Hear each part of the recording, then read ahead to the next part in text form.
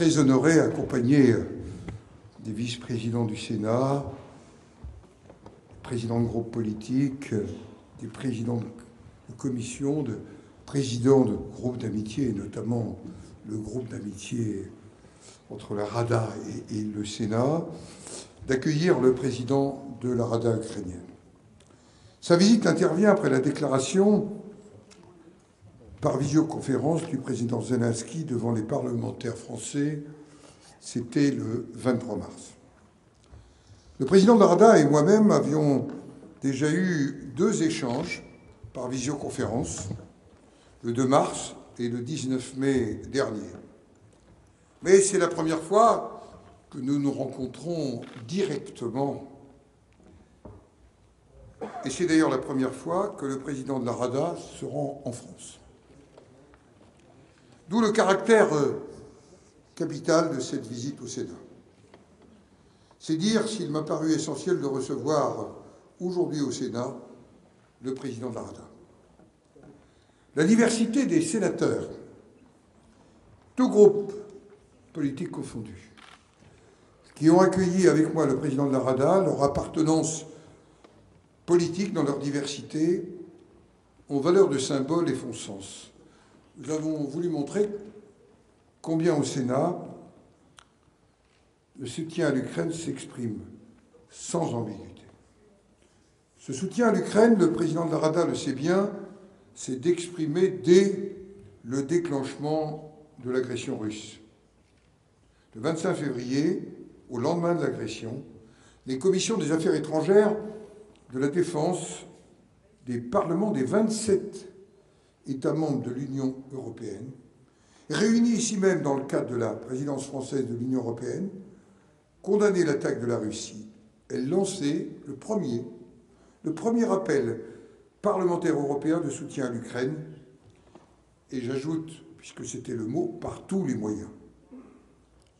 En demeurant au siège du Parlement à Kiev, en exerçant les prérogatives parlementaires sans discontinuité et sans en abdiquer aucune, malgré la situation de guerre, le président de la Rada et les parlementaires ukrainiens se sont érigés en rempart du parlementarisme et de la démocratie en Europe. Et souvenons-nous des premiers jours à Kiev, j'ai voulu rendre un hommage particulier au courage de nos collègues parlementaires ukrainiens. J'ai voulu leur dire le respect du Sénat de la République pour leur détermination.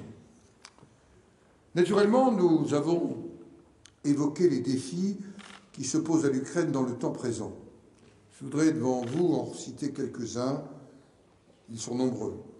Le défi de l'intégration européenne, et en particulier de l'octroi du statut de candidat de l'Ukraine à l'Union européenne.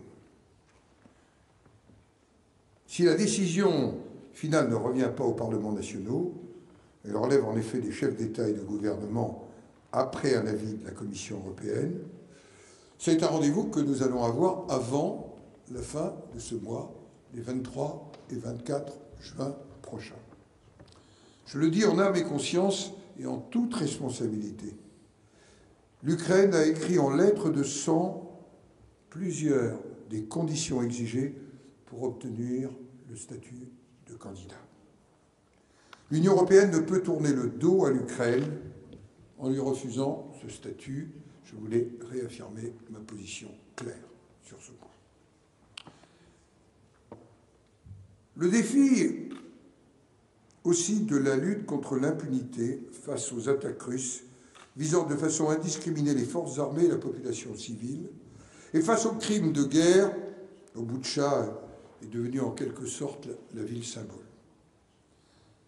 La France vient de subir avec la mort de votre confrère Frédéric Leclerc-Imhoff ce que le peuple ukrainien a déjà connu tant de fois. Je voudrais devant vous avoir une pensée chaleureuse pour les proches de Frédéric Leclerc-Imhoff, en y associant les autres journalistes de tous les pays, morts ou blessés depuis le début de ce conflit, pour rassurer avec courage l'indispensable couverture de l'information. La justice ne peut attendre, Les institutions ukrainiennes y ouvrent la voie avec fermeté et mesure, et nous avons évoqué dans nos échanges le rôle et la place de la Cour pénale internationale. Et c'est un point sur lequel le président pourra sans doute vous éclairer. Autre défi, le défi de la paix, qui exige d'abord l'instauration d'un cessez-le-feu, mais pas à n'importe quel prix. Il appartient aux autorités ukrainiennes et à elles seules de déterminer quand et à quelles conditions des négociations pourraient se tenir. Le président Zelensky a proposé à plusieurs reprises de dialoguer avec le président Poutine. Jusqu'à ce jour, pas de réponse. Défi aussi de la solidarité et de la reconstruction, sur lesquels nous avons mis l'accent, notamment au travers des collectivités locales. Leur rôle dans l'effort de guerre n'est pas suffisamment souligné en France. En Ukraine, Monsieur le Président, vous nous l'avez rappelé, les mairies des régions sont essentielles dans le soutien aux territoires en guerre et dans l'organisation de la défense civile, en tirant parti d'une loi de décentralisation à laquelle le Sénat, sollicité par la Rada, avait en son temps contribué à la préparation. En France, les collectivités territoriales ont fait preuve d'un élan de générosité sans faille à l'égard des Ukrainiens exilés et dans la mobilisation de l'aide humanitaire. Il nous faut trouver le moyen de prolonger cet élan de solidarité en tissant des liens étroits entre collectivités françaises et collectivités ukrainiennes, des liens qui s'inscrivent pas simplement dans le temps de la douleur, de l'émotion, mais qui s'inscrivent dans la durée. Nous en avons convenu avec le président de la Rada, ces liens sont encore à développer. Le Sénat, Assemblée des territoires et la Rada ont décidé de travailler ensemble pour encourager ces liens, car je le redis aussi, il faut que d'ores et déjà, et nous l'évoquions en privé, nous mobilisions pour la reconstruction de l'Ukraine. Le président de la Rada m'a invité à me rendre à Kiev. J'ai accepté son invitation. Je me rendrai à Kiev prochainement.